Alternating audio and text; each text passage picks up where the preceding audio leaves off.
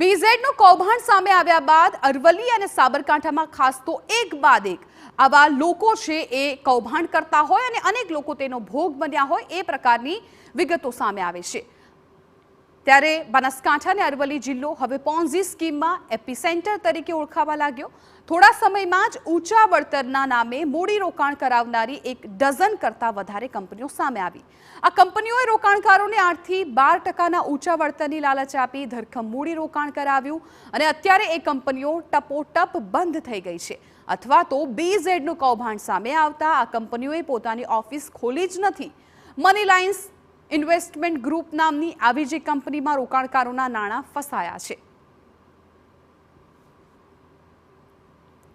શરૂઆતમાં જ 1 મહિનો રોકાણકારોને વ્યાજ ચૂકવીને વિશ્વાસ જીતવામાં આવ્યો। હવે નાણાંનું રોકાણ કરનાર લોકો ઊંચું વ્યાજ તો છોડો પણ પોતાની મૂડી પાછી મળે તે માટે પ્રયાસ કરી રહ્યા છે।